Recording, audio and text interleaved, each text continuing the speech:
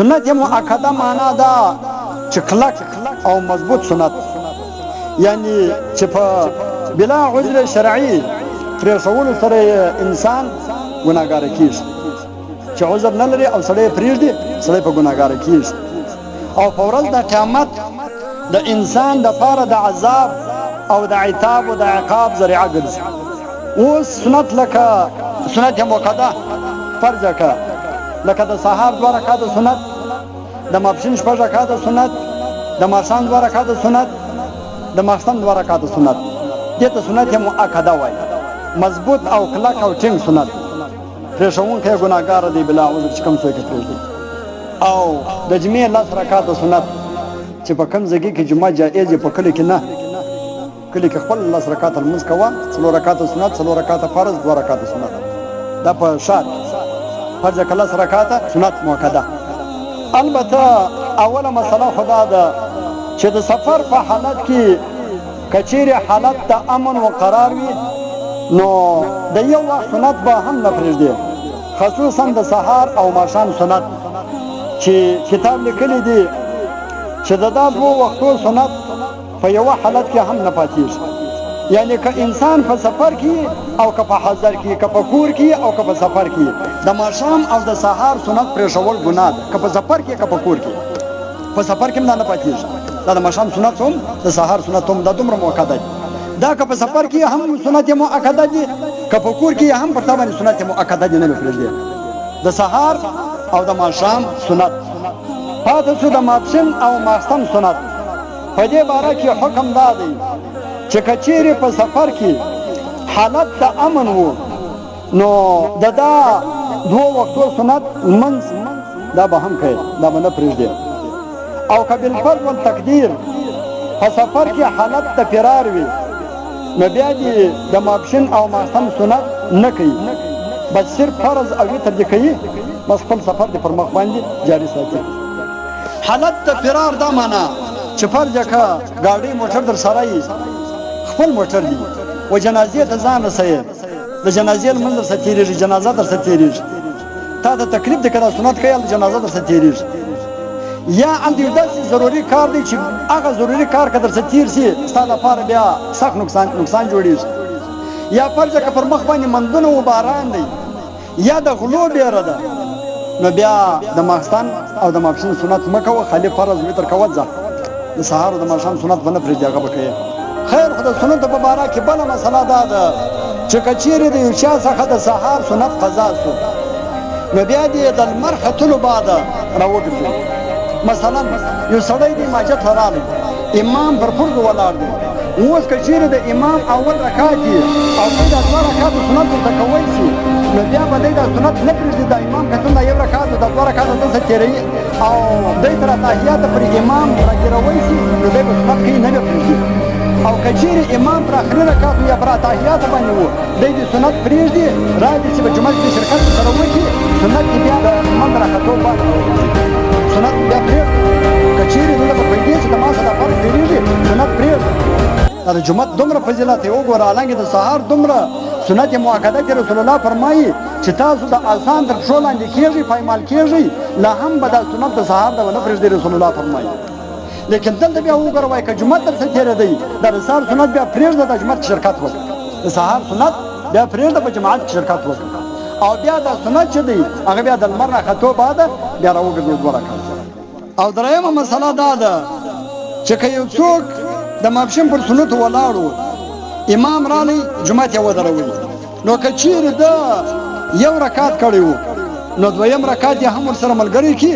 په 2یم رکعت باندې به سلام وګرځوي، را به چې د امام سره به په جومات کې شریک شي، 2 رکعت یې نه کوي، هغه دې پرېږدي. او که 2 رکعته کړي و فرض که پر 3یم رکعت و یا پر 4م رکعت باندې مشغوله و، دلته امام رالی پر جومات باندې ودرېدی، نو بیا دی د هغه لمونځ دې مکمل کړي او بیا د هغه څخه وروسته به په جومات کې شرکت وکړي.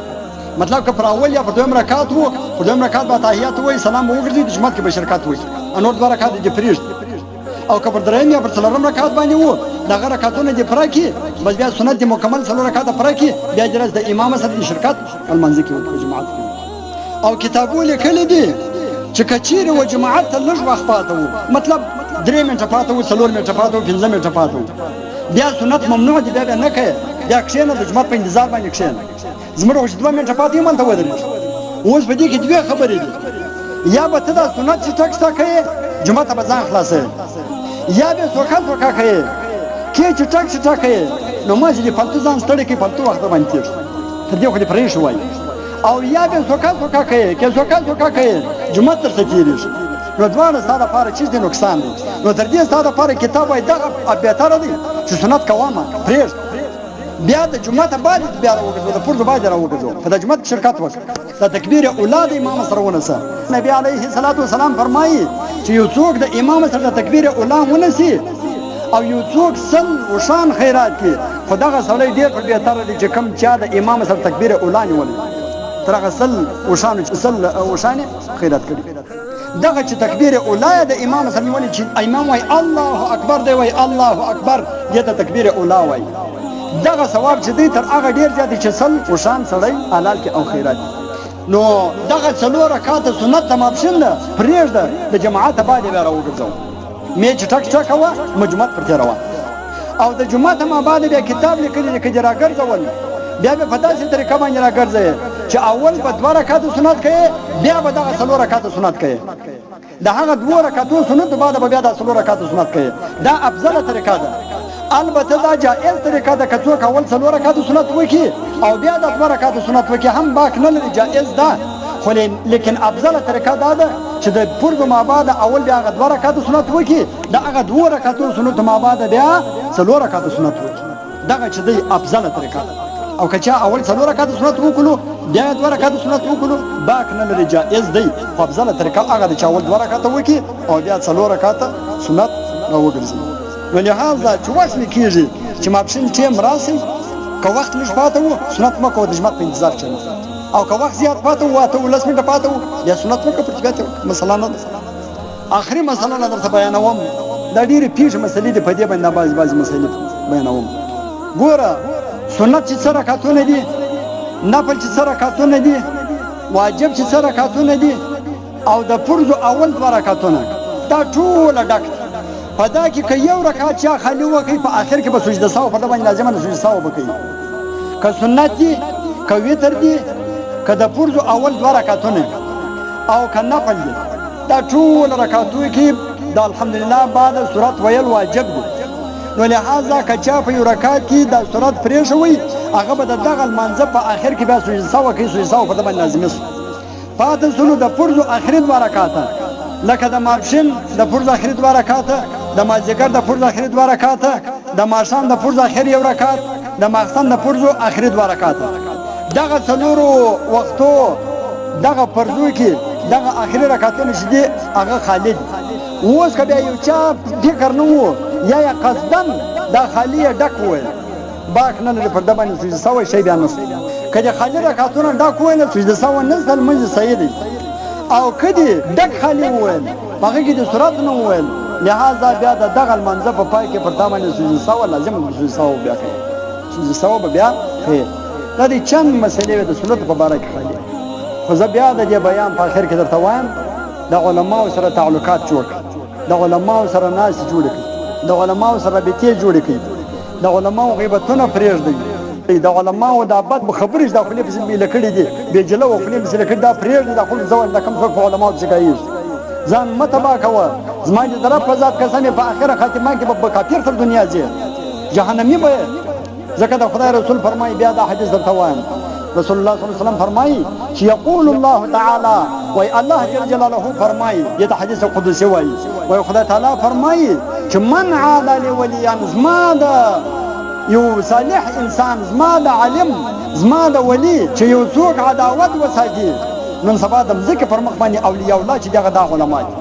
تر علما هم بل ولی چې عالم ولی نه په مځکې پر مخ باندې بل ولی څوک نو نبی علیه الصلاۃ والسلام فرمایي چې الله تعالی وایي چې زما او اولیاء ته څوک تکلیف ورسي فقط اذنته بالحرب استغفر الله وای دا سړي سره زما د جنگ اعلان مولانا علي قاری رحم الله تعالی لیکلي دي چې د الله تعالی څنګه جنگ کوي